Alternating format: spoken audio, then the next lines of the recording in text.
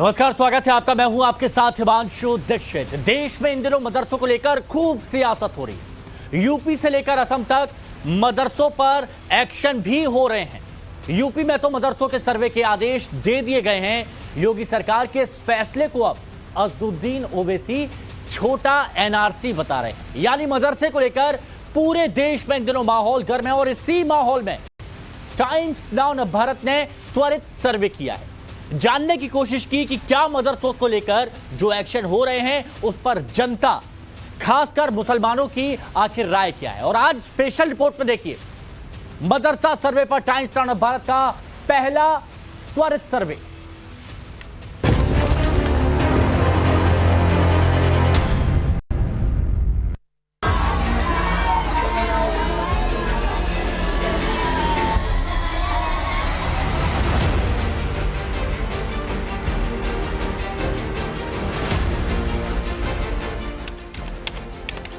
जगह गोरखपुर यूपी, जामिया कादरिया तजवीदुल मदरसा। यह गोरखपुर का जामिया कादरिया तजवीदुल मदरसा है। गैर मान्यता प्राप्त है। इस मदरसे के अंदर जब टाइम्स नाउ नवभारत के संवाददाता रसाद लारी दाखिल हुए तो यहां छोटे छोटे बच्चों को दीनी तालीम दी जा रही थी।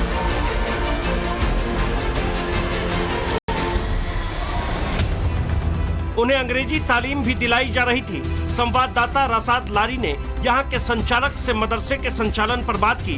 पूछा, जब मदरसा मान्यता प्राप्त नहीं तो फिर उनकी जरूरतें कैसे पूरी होती है। फिलहाल बच्चियों से जो फीस है वो वसूल करके और टीचर्स जो हमारे पास हैं उनकी सैलरी, मदरसे की तमाम और ज़रूरियात को हम पूरा कर रहे हैं। लेकिन बहरकैफ इसमें बहुत सारी चीज़ें जो हमारी कमेटी की प्लानिंग में है, लेकिन बर वक्त किल्लत पैसे वगैरह की दिक्कतें होने की वजह से नहीं हो पा रहा है। और बच्चियों को जो हमें और सहूलतें देना चाहिए, जैसे सिलाई हो गई, कंप्यूटर हो गया और दीगर चीज़ें, तो हम नहीं कर पा रहे हैं।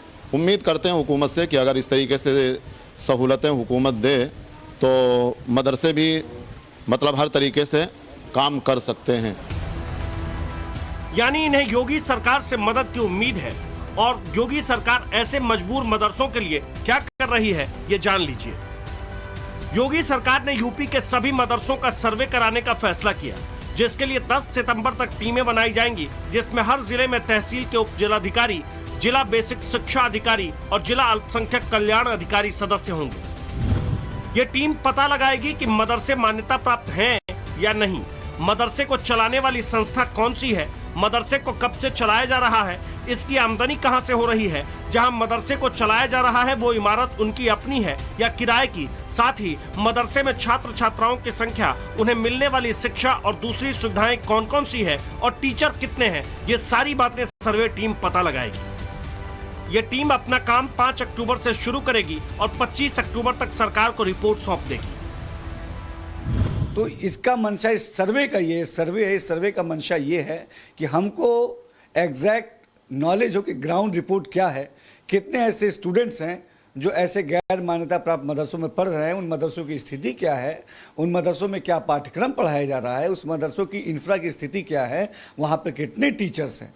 तो ये सारी चीज़ों की जानकारी होना सरकार के लिए ज़रूरी है, ताकि भविष्य की किसी भी योजना में सरकार को ये जानकारी हो कि ग्राउंड रिपोर्ट क्या है। और हम सब मिलके योगी सरकार जो लगातार माइनॉरिटीज़ के डेवलपमेंट के लिए काम कर रही है, इसको और मजबूती मिले, लगातार इस दिशा में उठाए गए कदम है।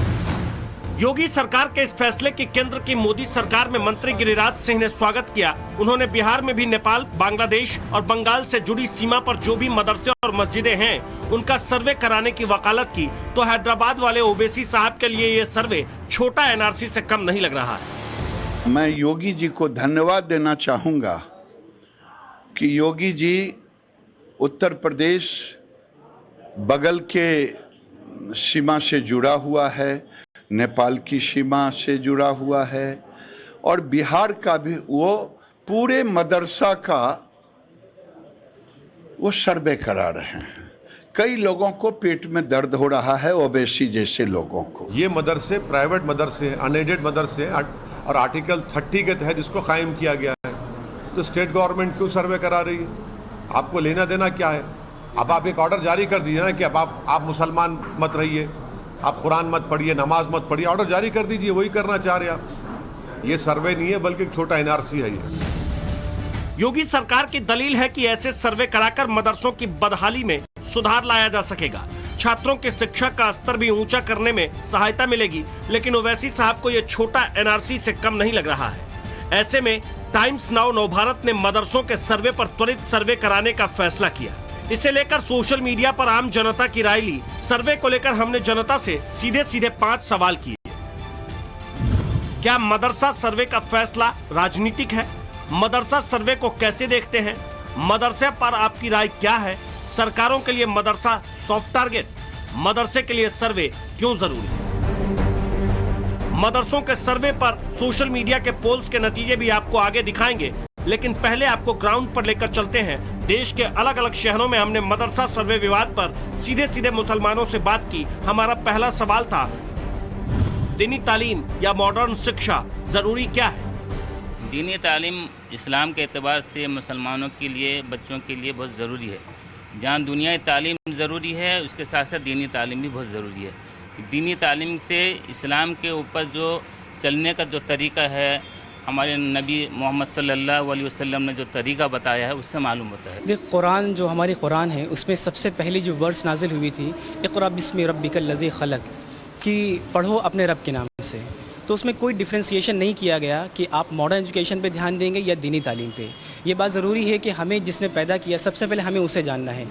तो इस्लामी तालीम है, और उसके साथ साथ उस खुदा ने जिस चीज़ को पैदा किया, उसके लिए ज़रूरी है मॉडर्न एजुकेशन जानना। दोनों शिक्षा ज़रूरी है, लेकिन मुसलमानों के लिए सबसे पहले जो है दीन का इल्म जो है ज़रूरी है। उसके साथ साथ मॉडल इल्म भी होनी चाहिए। दोनों शिक्षा जरूरी है, लेकिन पहले दीनी तालीम होगी तब मॉडर्न शिक्षा होगा। क्यों?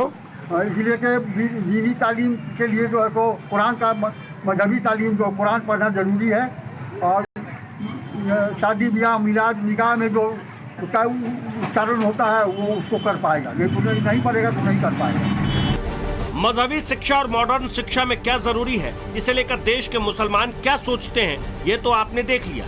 लेकिन जो ओवैसी साहब मदरसा के सर्वे को छोटा एनआरसी बता रहे हैं, उन्होंने कहां से पढ़ाई लिखाई की, ये भी आपको जानना जरूरी है। आज मैं आपको बताता हूं कि ओवैसी जैसे नेताओं ने अपनी पढ़ाई कहां की है, और इस देश के हर मुसलमान को देखना चाहिए कि जो लोग मदरसे को मॉडर्नाइज नहीं होने देना चाहते, उसके सर्वे को रोकने की कोशिश कर रहे हैं मुसलमान को भड़काकर, वो खुद कहां पढ़े हैं? अगर मदरसों से इतना प्यार था तो खुद पढ़ के दिखाते ना। ओवैसी खुद कहां से पढ़े, आज सुनिए। ओवैसी हैदराबाद के जिस स्कूल में पढ़े हैं, उसकी तस्वीर आपको दिखा रहा हूं। महल जैसे स्कूल में पढ़े असदुद्दीन ओवैसी। ये स्कूल है। ओवैसी जिस स्कूल में पढ़े हैं वो कोई मदरसा नहीं है। ये आपको मदरसा लग रहा है? 5 स्टार होटल जैसा दिख रहा है। ये हैदराबाद का टॉप स्कूल है। मदरसे तो आपने बहुत देखे होंगे, आज ओवैसी का स्कूल देखिए। इस स्कूल का नाम हैदराबाद पब्लिक स्कूल है, जो हैदराबाद के बेगमपेट में है, और ये 1923 का बना हुआ स्कूल है। 122 एकड़ में फैले स्कूल में पढ़े हैं असदुद्दीन ओवैसी। और मदरसों को मॉडर्नाइज करने की बात आए तो मुसलमान नहीं रहने दे रहे हैं, ये भूलते हैं। स्कूल में हर तरह की आधुनिक सुविधा है जहां उस ओवैसी पढ़े। बड़ा ग्राउंड है, लाइब्रेरी है, लैब है, हॉस्पिटल भी स्कूल के अंदर बना हुआ है। यह है असदुद्दीन ओवैसी का स्कूल। देश का मुसलमान पलटकर पूछे कि मेरा बच्चा मदरसे में पढ़े तो वो मदरसा ऐसा क्यों नहीं होना चाहिए? ओवैसी साहब, इस स्कूल में कोई सामान्य आदमी नहीं पढ़ता, ये भी आपको बता दूं। ये मत सोचिएगा कि अरे सामान्य बच्चे थे, चले गए, पढ़ लिया होगा। देखिए कितना राजसी स्कूल है। यहां पढ़ते भी वीआईपीओ के बच्चे हैं। ओवैसी जिस स्कूल में पढ़े हैं वहां कौन कौन पढ़ा है आपको पता है? यहां सत्या नडेला पढ़े हैं जो माइक्रोसॉफ्ट के सीईओ है। यहां शांतनु नारायण पढ़े हैं जो एडोबी के सीईओ हैं। यहां जगन मोहन रेड्डी पढ़े हैं जो आंध्र प्रदेश के सीएम हैं। यहां किरण रेड्डी पढ़े हैं जो आंध्र प्रदेश के सीएम थे। यहां राणा दग्गुबत्ती पढ़े हैं जो तेलुगु फिल्मों के हीरो हैं। इनको आपने बाहुबली फिल्म में देखा था, भल्लाल देव बने हुए थे। यहां सैयद अकबरुद्दीन पढ़े हैं जो यूएन में भारत के प्रतिनिधि रह चुके हैं। यानी ये वीआईपी लोगों का स्कूल है जहां से ओवैसी और इनके भाई अकबरुद्दीन ओवैसी दोनों पढ़े हैं।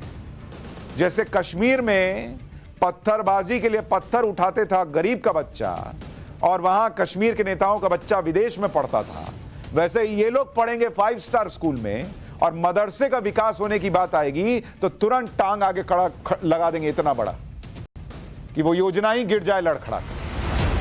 ग्राउंड जीरो पर देश के मुसलमानों से हमारा दूसरा सवाल यह था कि क्या सरकार मदरसों को टारगेट कर रही है? हाँ, जैसे अखबारों के जरिया से और यूट्यूब आपके के जरिया से, इलेक्ट्रॉनिक मीडिया के जरिया से जैसा हम देख रहे हैं कि आजकल सिर्फ ज़बान में एक मदरसा है और सरकार को ये भी पता है, जैसे हमारे इस हिंदुस्तान में एक सबसे बड़ा मदरसा जो हमारे मादरा इल्मी कहता है दारुल उलूम देवबंद, इसको हर दौर की सरकार ने इसको टारगेट बनाई अंदरूनी एतबार से। टू सम एक्सटेंट मैं ये कहूँ कि सिर्फ मदरसों की बात नहीं होनी चाहिए, जैसे लोग मदरसों की बात करते हैं कि मदरसों में ये चीज़ें होनी चाहिए, बल्कि तमाम इंस्टीट्यूशन की बात होनी चाहिए। अगर टारगेट की बात करें तो मैं तो कहता हूँ कि कॉलेजेस को भी टारगेट किया जा रहा है, यूनिवर्सिटीज़ को भी टारगेट किया जा रहा है, मदरसों को भी टारगेट किया जा रहा है। तो किसी एक के ऊपर हम नहीं कहते हैं कि सिर्फ मदरसे के बारे में, मैं तो कहता हूँ तालीम का जो निज़ाम है उसको दबाने की भरपूर कोशिश की जा रही है। सरकारें तो देखिए जो इस वक्त टारगेट चल रही हैं, जो इस वक्त का माहौल है, पहले भी सरकारें थी लेकिन मदरसे पहले भी हमेशा से चलते आ रहे थे, लेकिन कभी भी इस तरह का माहौल, इस तरह की बातें नहीं आई। लेकिन इस वक्त जैसे सरकारें बदली हैं और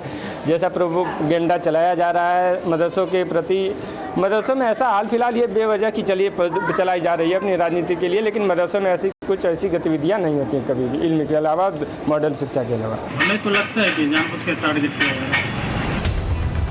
यहाँ मुसलमानों का रिस्पॉन्स मिक्स्ड रहा। वजह भी है, जब मदरसे के सर्वे को छोटा एनआरसी बताकर मुसलमानों को बरगलाने का काम होगा तो ऐसे ही जवाब की उम्मीद की जा सकती है। बहरहाल अब आप ये जान लीजिए कि देश के दिग्गज मुस्लिम नेताओं के एजुकेशन बैकग्राउंड में मदरसे की तालीम कितनी अहमियत रखती है।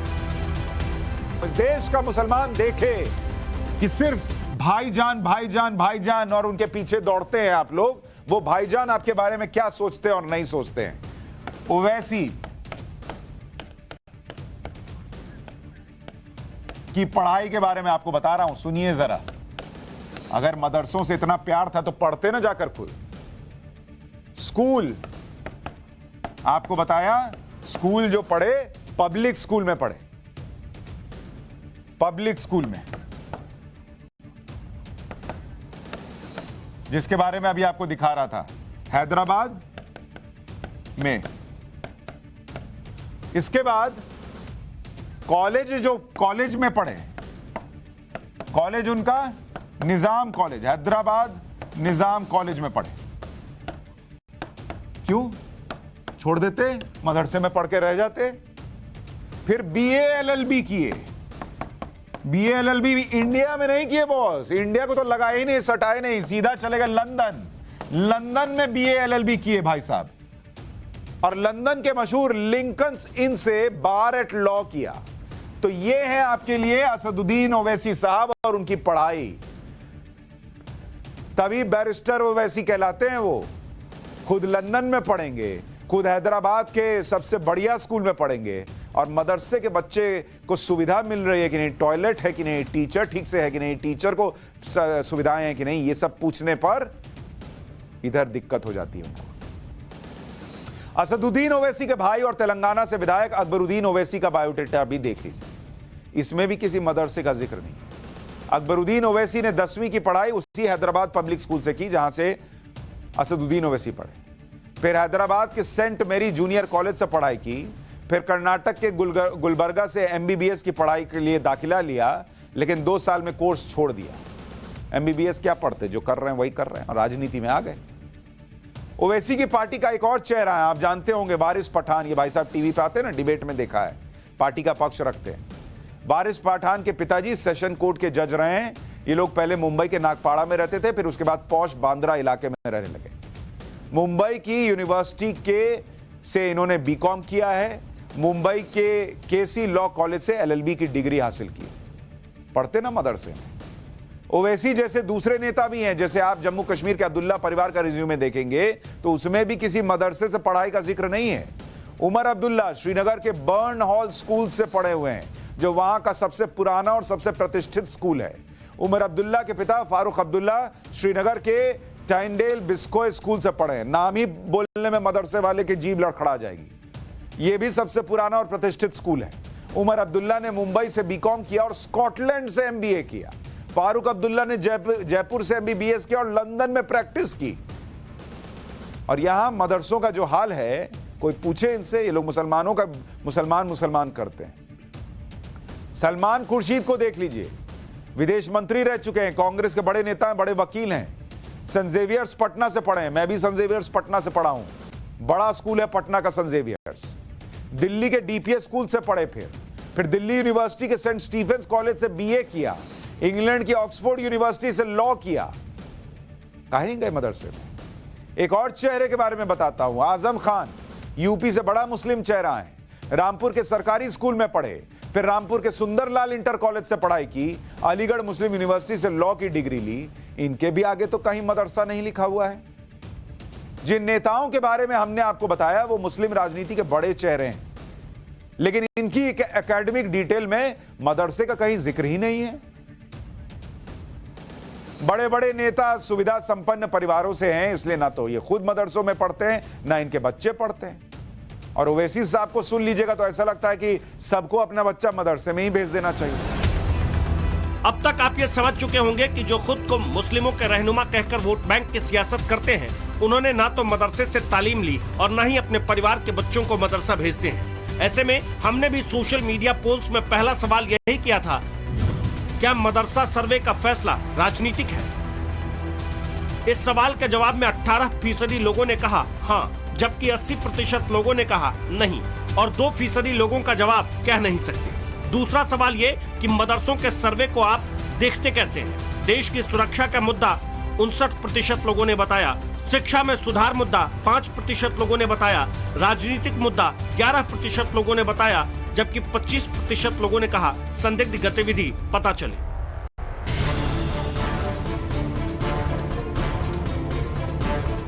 जगह मोहनलालगंज, लखनऊ, गैर सरकारी मदरसा शिवलर। यूपी में मदरसे के सर्वे के आदेश के बाद जमीनी हकीकत को समझने के लिए टाइम्स नाउ नवभारत के रिपोर्टर पहुंच गए लखनऊ के मोहनलालगंज के शिवलर के इस मदरसे में। मदरसों में भी आधुनिक शिक्षा दी जाए, मदरसे के स्टूडेंट भी इस प्रतियोगी परीक्षाओं में बाकी स्कूलों के मुकाबले खड़े हो सकें, इसकी कोशिश राज्य सरकार कर रही है। इसके लिए बाकायदा राज्य सरकार एक सर्वे करा रही है और खासतौर पर यह सर्वे उन मदरसों के लिए हो रहा है जो गैर पंजीकृत हैं। वहां पर आर्थिक संसाधन कैसे मदरसे के लोग जुटाते हैं, वहां जो शिक्षक काम कर रहे हैं वो कहां के रहने वाले हैं, कितने शिक्षक काम कर रहे हैं, कितनी संख्या में मदरसों में बच्चे पढ़ने आते हैं और उन्हें क्या पढ़ाया जाता है। ये कुछ बिंदु हैं जिन पर यह सर्वे किया जा रहा है। लेकिन इस सर्वे पर आपत्ति होने लगी है। ओवैसी साहब जो कि AIIM के अध्यक्ष हैं, उन्होंने सवाल उठाया है कि ये मिनी NRC हो रही है, ये मदरसों को आधुनिक शिक्षा के मुहाने पर खड़ा करने की कवायद नहीं है, बल्कि उन्हें विवादित बनाने का एक शिगूफा है। हम ऐसे एक शिवलर गांव के मदरसे में मौजूद हैं। मौलाना साहब भी हमारे साथ हैं, मौलाना मुफ्ती हैं इकराम साहब। जो ये सर्वे हो रहा है उससे कितना इत्तेफाक रखते हैं? आप लोगों की भलाई के लिए सर्वे हो रहा है या फिर आपको भी लगता है ओवैसी साहब की तरह कि ये जो है विवाद में फैलाने की कोशिश हो रही है, परेशान करने का इरादा है सरकार का? नहीं, ऐसा कुछ नहीं है। जहाँ तक मेरा मानना है कि अगर ये सर्वे मदरसों की भलाई के लिए कराया जा रहा है, क्योंकि आमतौर से मैंने जो पेपर का कट देखा उसमें लिखा है कि 16,513 ऐसे कुछ मदरसे हैं जो पंजीकरण है, जो रजिस्टर्ड है, जो तस्लीम शुदा है यूपी गवर्नमेंट से, मदरसा यूपी बोर्ड से। तो उनके अलावा जितने भी मदरसे हैं जो प्राइवेट है या जो किसी संस्था या किसी NGO के तहत चल रहे हैं, उनके सर्वे कराया जा रहा है। तो अगर देखा जाए तो इस एतबार से अगर सरकार मदरसों का एक डाटा अपने पास जमा करना चाह रही है तो ठीक है, इसमें कोई बुराई नहीं होना चाहिए। इसलिए कि अगर सरकार के पास मदरसों का डाटा रहे तो फ्यूचर में अगर सरकार मदरसों का हेल्प करना चाहे या ताउन करना चाहे तो बआसानी वो कर सकती है। मदरसे के हाफिज को सर्वे से कोई गुरेज नहीं है, क्योंकि यहाँ के बच्चे भी चाहते हैं कि उनके मदरसे की सुविधाओं में इजाफा हो, और यह तब संभव है जब सरकार से मदद मिले। ऐसी कौन सी चीज आपको लगती है जो सरकार को आप लोगों के लिए करनी चाहिए? बताओ। लाइट का व्यवस्था। अच्छा, लाइट नहीं है। और ये मेजेज जो होती हैं पढ़ाने के लिए। अच्छा, वो नहीं है। कंप्यूटर और ये सब सीखने के लिए बेटे। और पढ़ाई के लिए और क्या क्या किताबें वगैरह हैं पर्याप्त? हैं मिले, अभी फिलहाल यही हैं किताबें। अच्छा, किताबें और लाइब्रेरी होनी चाहिए। हाँ जी, इसके पढ़ने के बाद आगे बढ़ सके।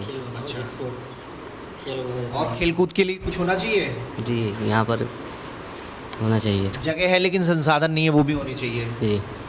दरअसल मदरसों में जिहादी गतिविधियों के भी आरोप लगते रहे हैं। देश के कई मदरसों से आतंकी भी पकड़े गए। हमने यही सवाल ग्राउंड पर मुसलमानों से किया, क्या मदरसे आतंकियों के पनाहगाह के तौर पर इस्तेमाल हो रहे हैं?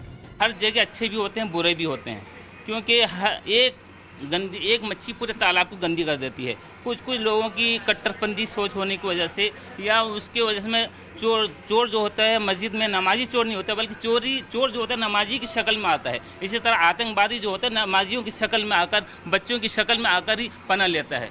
ऐसा कोई नहीं है कि मदरसों में ही तालीम दिया जाता है, शिक्षा दिया जाता है आतंकवादी का। मदारिस को अगर कोई शख्स आतंक से जोड़ता है, दहशतगर्दी से जोड़ता है, तो इसको सिर्फ और सिर्फ उसका दिमागी दिवालियापन कहा जा सकता है। आतंकी हर मजहब में है, हर धर्म में है, वो मजहब से जोड़ना बिल्कुल गलत है। मुसलमान में भी है और सारे धर्मों के लोगों में है। कोई ऐसा कुछ नहीं है कि 100% मुसलमान के ही नौजवान ऐसा करते हैं, ऐसा कुछ नहीं है। बिल्कुल नहीं, मदरसों में ऐसा काम हो ही नहीं सकता, क्योंकि मदरसों में सिर्फ और सिर्फ दीनी इल्म पे ही जोर दिया जाता है, ना कि ये सब चीज़ों पे, गतिविधियों पर। इस सवाल पर देश का आम मुसलमान क्या सोचता है, ये भी आपने उनकी ही जुबानी सुन ली। लेकिन सैयद अख्तर अली साहब जैसे मौलाना क्या करें? वक्फ बोर्ड के मेंबर होने के साथ साथ all India Muslim personal law board के भी सदस्य हैं। दावे के साथ ऐसे आरोपों को नकार रहे हैं। गलत है बिल्कुल। पहली बात तो यह है कि संदिग्ध हैं, वो आरोपी हैं, उन पर इल्जाम साबित नहीं हुआ है। और रह गई बात मदरसे में किसी किस्म की पनाहगाह की, तो मदरसे ने कभी किसी को जानबूझकर, समझे साहब, किसी भी तरह से किसी भी किस्म की पनाह नहीं दी है। यहाँ बच्चे आते हैं, स्टूडेंट्स आते हैं, यहाँ पर पुअर स्टूडेंट्स को हम एजुकेट करते हैं, उनको पालते पोसते हैं, उनकी परवरिश करते हैं और उनको एजुकेट करके एक सिविलाइज्ड सिटीजन बनाकर यहाँ से रवाना करते हैं। मौलाना सैयद अख्तर अली साहब ने लगता है ये तस्वीर नहीं देखी। जगह पूर्वी चंपारण, बिहार, गांव ढाका, जामिया मारिया निस्वा मदरसा। इसी मदरसे में लड़कियों को कुरान शरीफ और हदीस की तालीम देने वाले मौलवी मुफ्ती असगर अली को एनआईए ने जुलाई में गिरफ्तार किया था। आरोप बेहद संगीन है। असगर अली पर हिंदुस्तान के ढाका में रहकर बांग्लादेश की राजधानी ढाका के आतंकी संगठन जमातुल मुजाहिदीन से जुड़े होने और हिंदुस्तानी मुस्लिम बच्चों नौजवानों को ऑनलाइन ब्रेन वॉश करने के आरोप में गिरफ्तार किया गया था। वो मदरसा है जहाँ पर असगर अली पढ़ाते थे और यहीं से उनको गिरफ्तार एनआईए की टीम ने भी की है। जैसा कि यहाँ के जो शिक्षक हैं वो बता रहे हैं कि पिछले 2 महीने से ही वो यहाँ आए थे और काफ़ी कम समय हुआ था उनको यहाँ पर पढ़ाते हुए, और ऐसे में उनको यहाँ से एनआईए की टीम लेकर गई है।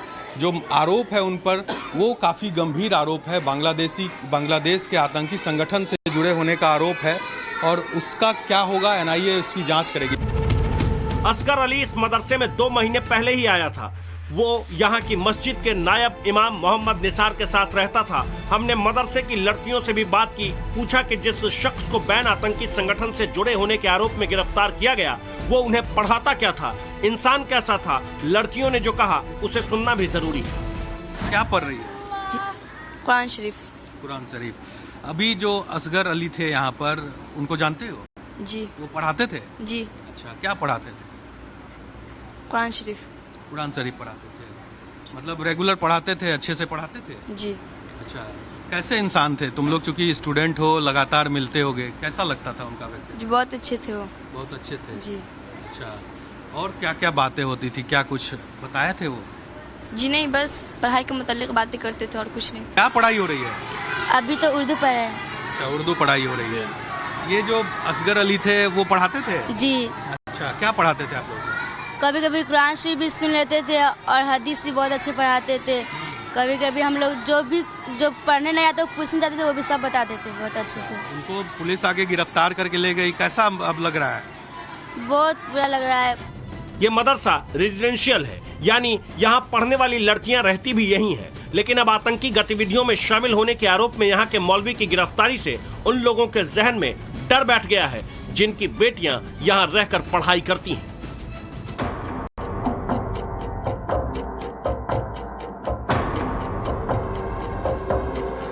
चलिए अब हम आपको सोशल मीडिया पर पोल्स के बाकी 3 सवालों के नतीजे बता दें। टाइम्स नाउ नवभारत के त्वरित सर्वे में हमारा तीसरा सवाल था, मदरसा पर आपकी राय। सर्वे होना चाहिए 91%, मजहबी तालीम में दखल 2%, ध्रुवीकरण की कोशिश 7%। चौथा सवाल, सरकारों के लिए मदरसा सॉफ्ट टारगेट? हाँ 17%, नहीं 78%, कह नहीं सकते 5%। मदरसे के लिए सर्वे क्यों जरूरी? आधुनिकीकरण होना चाहिए 26%, शिक्षा बेहतर करने के लिए 12%, विदेशी फंडिंग पता चले 60%, कह नहीं सकते 2%।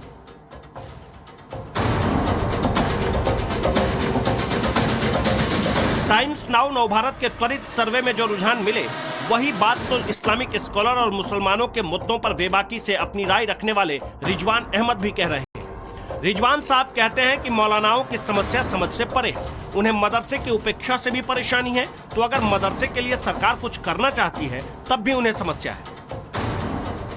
सरकार का ये जिम्मेदारी नहीं है मौजूदा हालातों को देखते हुए कि ये पूछे कि ये मदरसे कैसे चल रहे हैं, कहां से फंडिंग आ रही है, कितने बच्चे हैं, कौन टीचर हैं, क्या बुक्स यूज हो रही हैं, क्या पढ़ाया जा रहा है, क्या सिखाया जा रहा है।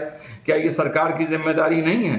जब सरकार से आपको एड चाहिए होती है, फंड चाहिए होते हैं, जब आपको एड या फंड नहीं मिलती है तब तो आप गला फाड़ फाड़ के शिकायत करते हैं।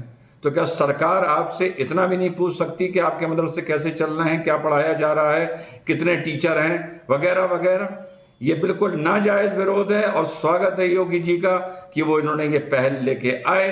मदरसों को अगर अलग थलग करो तब इनको परेशानी होती है मौलानाओं को, और मदरसों में अगर रुचि लो तब इनको परेशानी होती है। जगह बारापेटा, असम, जैमुल हुदा मदरसा।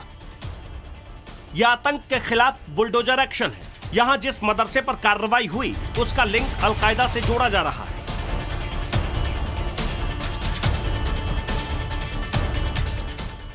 असम पुलिस ने बारापेटा जिले से अलकायदा के कनेक्शन में गिरफ्तार किया। इनमें से एक आतंकी इसी मदरसे का टीचर बताया जा रहा था। असम में बीते एक हफ्ते में आतंकी संगठन के कनेक्शन में 4 लोगों की गिरफ्तारी हुई। इसके अलावा अलकायदा के कनेक्शन में कुल 37 गिरफ्तारियां हो चुकी हैं, जिसके बाद असम के सीएम ने मदरसों की निगरानी बढ़ाने का लाउड एंड क्लियर मैसेज दे दिया।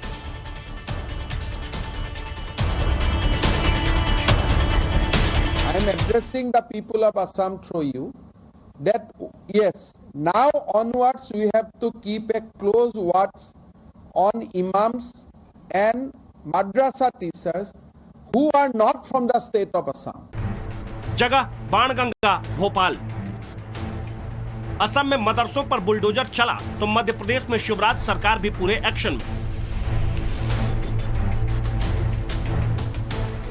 टाइम्स नाउ नवभारत के संवाददाता गोविंद गुर्जर को जानकारी मिली कि भोपाल के बाणगंगा इलाके में सरकार ने ऐसे ही एक मदरसे पर ताला जड़ दिया है, तो वहां की तंग गलियों से होते हुए रिपोर्टर गोविंद ने मौके पर पहुंचकर मदरसे पर की गई है तालाबंदी कैमरे में रिकॉर्ड की। ये जो मदरसा है 2 कमरों का ये मदरसा है, बाणगंगा इलाके में सकरी गली में है। ये मदरसे पे अभी रोक लगा दी गई है, इसको बंद कर दिया गया। ताला इधर भी लगा हुआ है और ताला आपको इधर भी लगा नजर आएगा। तो दोनों मदरसे के जो गेट हैं उन पर ताले जड़ दिए गए हैं। बाल अधिकार आयोग के संज्ञान के बाद ऊपर जो आपको थोड़ा सा कैमरामैन से कहूंगा दिखाने की कोशिश करें, ऊपर इस बिल्डिंग में बच्चे पढ़ते थे जो अभी अंडर कंस्ट्रक्टेड है और यहाँ पर उनके ऑफिसेज थे। तो अभी भोपाल के अंदर भी मदरसों पर एक कड़ी कार्रवाई हुई। इस मदरसे का रजिस्ट्रेशन 7 जून 2013 में कराया गया था, लेकिन रजिस्ट्रेशन के बाद इस जगह संचालित मदरसे की मान्यता की अनुमति के दस्तावेज मदरसा बोर्ड ने जारी नहीं किए। बावजूद इसके इस जगह पर एक कमरे में यह मदरसा संचालित होता रहा। लेकिन मदरसों को लेकर सबसे बड़े एक्शन की तैयारी तो यूपी में चल रही है। यहाँ मदरसे के सर्वे का काम जारी है। देश के जाने माने शिक्षाविद और इस्लामिक स्कॉलर फिरोज अहमद बख्त बताते हैं कि जब इस्लामिक मुल्कों में मदरसे के सर्वे पर कोई पाबंदी नहीं है तो इस पर ऐतराज उनकी समझ से परे है।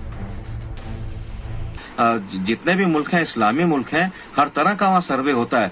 ओवैसी साहब कहते हैं कि जी ये एनआरसी हो रहा है, चाहे वो सऊदी अरब हो, चाहे वो मलेशिया हो, चाहे वो पाकिस्तान हो, चाहे वो इराक हो, कोई या ईरान हो, कोई भी मुल्क हो, हर जगह उनका अपना सर्वे होता है मदरसों को लेके, मसाजिद को लेके। इसमें कोई ऐसी बुरी चीज नहीं है। अक्सर मदरसों की फंडिंग पर भी विवाद उठते रहे हैं। सवाल उठते हैं कि मदरसों की विदेशी फंडिंग का सच क्या है। देखिए, बाहर की फंडिंग से तो यह है जी, हमारे हिंदुस्तान में ही मुसलमान इतने अच्छे लोग हैं, यहीं पर ही खुद आपस में मदद करते हैं एक दूसरे की, बाहर की ज़रूरत ही नहीं पड़ती है। नहीं, विदेशों तो बहुत ही कम आता है। फिलहाल तो हिंदुस्तान की मुसलमान ऐसे तो वही कर देते पूरा, बाकी जो देने वाले होते हैं वो अपने ज़रिए पहुँचा देते हैं, हम अपना लेते नहीं हैं। तो उनके अखराजात हैं, उनके हॉस्टल फीस है, एजुकेशन फीस है, सैलरीज है स्टाफ की, उसके लिए चंदा होता है। और बेसिक चंदा हिंदुस्तान में होता है। और स्पेशली आप देखेंगे, आप पत्रकार हैं तो रमज़ान के महीनों में आप देखेंगे मदरसे के लोग निकलते हैं और वो हिंदुस्तान में ही चंदा करते हैं। गैर मुल्की फंडिंग की बात कर रहे हैं, वो भी एक तरीके से आरोप है। अगर कोई बड़ा मदरसा करता भी हो तो उसके लिए भी एक कानून है। मुसलमानों के या जो भी और पूरी दुनिया में जो विश्व में फैले हुए हैं, कहीं के लोग भी चंदा दे सकते हैं, कहीं के लोग भी उसकी तामीर कर सकते हैं। अब तक आप समझ ही गए होंगे कि यूपी से लेकर असम, मध्य प्रदेश से बिहार तक मदरसों को लेकर क्या बड़ी प्लानिंग चल रही है। असम में मदरसों पर बुलडोजर एक्शन हो रहा है तो बिहार के मदरसे से आतंकी गतिविधियों में शामिल होने के आरोप में टीचर गिरफ्तार हुए। मध्य प्रदेश में मदरसे पर ताले तक जड़े जा रहे हैं, जबकि यूपी में इन सब पर सबसे बड़े एक्शन की तैयारी है। लेकिन असली खेल तो सरहद के पार चल रहा है। अब आपको भारत नेपाल बॉर्डर लेकर चलते हैं। जगह लखीमपुर खीरी, उत्तर प्रदेश, गांव रामगढ़ इलाका, भारत नेपाल बॉर्डर। दुधवा जंगलों का यह इलाका यूपी के लखीमपुर जिले को नेपाल से अलग करता है। सुनसान और बियाबान जंगलों में अब ऐसी एक्टिविटी चल रही है जिससे सुरक्षा एजेंसियों के कान खड़े हो गए। दरअसल बॉर्डर से सटे आदिवासी बहुल इलाकों में बाहर से आए मुस्लिम लोग तेजी से बसते जा रहे हैं।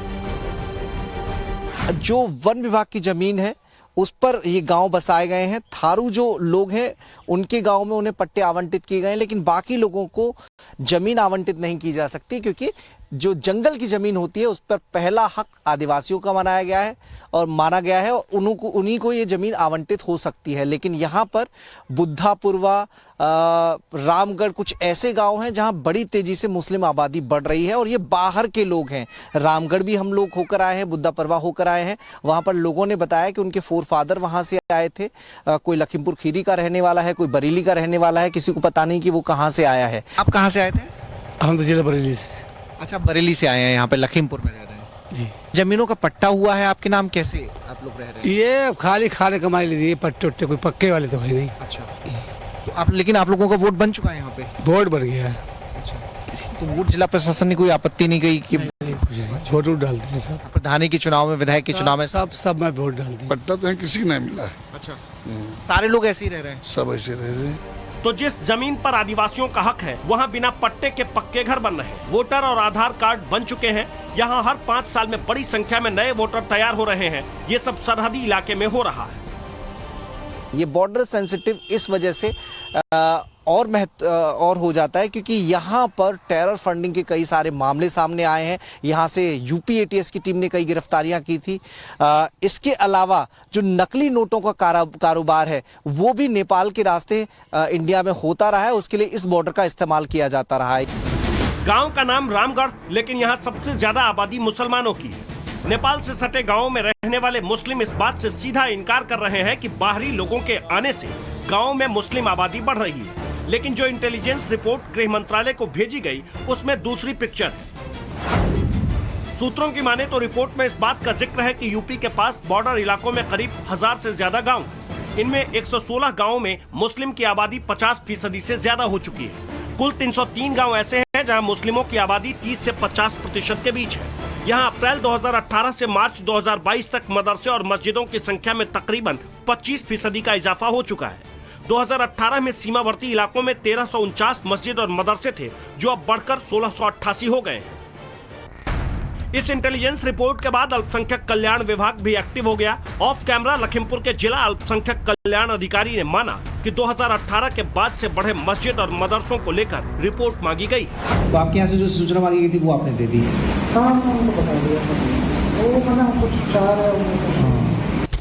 जगह बहराइच यूपी, गांव रूपेडीहा इलाका, भारत नेपाल बॉर्डर। लखीमपुर खीरी से 130 किलोमीटर का सफर करने के बाद टाइम्स नाउ नवभारत के रिपोर्टर मनीष यादव बहराइच पहुंच गए। वही बहराइच जहां मुस्लिम आक्रांता सालार मसूद गाजी की मजार है। बहराइच के रूपेडीहा गांव बिल्कुल नेपाल सीमा से लगा हुआ इलाका है। सड़क के उस पार नेपाल का नेपालगंज है और सड़क के इस पार रूपेडीहा गांव। कहने को यह भले गांव है, लेकिन यहाँ शहर की तरह बड़ी बड़ी दुकानें हैं। अधिकांश आबादी मुस्लिम है, जो बीते 10 सालों में तेजी से बढ़ी है। बहराइच का नेपाल से सटा रूपेडीहा इलाका, नेपाल की दूसरी तरफ नेपालगंज है और इधर हिंदुस्तान का जो गांव है वो पड़ता है रूपेडीहा। लेकिन बीते करीब 10-15 सालों से यहाँ तेजी से तरक्की देखी गई है। बड़ी पैमाने पर आबादी भी बड़ी है। यहाँ के तमाम जो लोग हैं रिहायशी वो हमारे साथ हैं। उनसे जानने और समझने की कोशिश करते हैं आखिर यहाँ पर तेजी से तरक्की और जो बड़े पैमाने पर मकान बन रहे हैं, आबादी बढ़ रही है, उसका रीज़न क्या है कि लोग यहाँ पर बॉर्डर में आके बस रहे हैं। यहाँ पे सद्भावना है, सब मिलजुल के रह रहे हैं, यही सब तरक्की है। जैसे बाकी बहराइच के बाकी हिस्सों को देखें तो वहाँ पे जो आबादी बढ़ने का जो सिलसिला है यहाँ की तुलना में कम है। यहाँ पे बड़ी तेजी से आबादी बढ़ रही है। बॉर्डर है, बॉर्डर की पब्लिक इधर आती है, कस्टमर्स आती हैं, बिजनेस स्कोप है, इसलिए यहाँ इस्टेब्लिश होना चाहता है। मतलब बाहर के लोग भी यहाँ पे आ जाते हैं। हाँ, मकान ले लिया उन्होंने, यहाँ इस्टेब्लिश हो गए वो। अच्छा, आपने तो देखा है बहुत पहले से, तब उस वक्त तकरीबन कितनी आबादी रही होगी? अरे मुश्किल से हजारों आदमी की आबादी न रही होगी। अच्छा, हाँ? और इतना कब से? 1950 मैंने इंटरमीडिएट किया है 65 में मुश्किल से 2-3 हजार की आबादी रही होगी, 4 हजार। और आज तकरीबन कितनी आबादी? अरे आज बहुत। 1965 में 350 वोटर थे यहाँ। 350 मात्र 350 से आज 650 से आज कितने? 16,000 आबादी बढ़ गई। वोटर हैं, आबादी 20 से ऊपर है। लखीमपुर खीरी, महाराजगंज, बलरामपुर, बहराइच में मुस्लिमों की आबादी 2011 के राष्ट्रीय औसत अनुमान के मुकाबले 20% से ज्यादा बढ़ी है। सुरक्षा एजेंसियां डेमोग्राफी में हो रहे बदलाव को सुरक्षा के लिहाज से बेहद गंभीर और संवेदनशील मानकर चल रही है। हिंदुस्तान नेपाल बॉर्डर पर जारी इस खेल पर सुरक्षा एजेंसियों की नजर भी है। लेकिन चूंकि हम बात मदरसे की सर्वे की कर रहे थे, तो मदरसों पर जारी एक्शन और सियासत की कर रहे तो आपको national commission of protection of child rights यानी NCPCR की एक रिपोर्ट पर भी गौर करना चाहिए, जो अगस्त 2021 में आई थी। NCPCR की रिपोर्ट के मुताबिक देश में 6 से 14 साल उम्र के 3 करोड़ 80 लाख मुस्लिम बच्चे हैं और इनमें से सिर्फ 2 करोड़ 70 लाख मुस्लिम बच्चे ही सरकारी स्कूलों में पढ़ रहे हैं। 1 करोड़ 10 लाख मुस्लिम बच्चे सरकारी स्कूलों में नहीं पढ़ रहे, जबकि मान्यता प्राप्त मदरसों की संख्या सिर्फ 6000 है। विरोध करने वाले जो भी कहें, लेकिन उन्हें यह मालूम होना चाहिए कि ऐसी सियासत से नुकसान उन मुस्लिम बच्चों का हो रहा है जो इन मदरसों में पढ़ते हैं, जिनके माँ बाप अपने बच्चों को दीनी तालीम दिलाने के लिए इन मदरसों में दाखिल कराते हैं, जो चाहते हैं कि मदरसे में शिक्षा का स्तर ऊंचा हो, जिसका फायदा उनके बच्चों को मिले। लेकिन नेता राजनीति के लिए ऐसा होना नहीं देना चाहते। Bureau report, times now, Navbharat.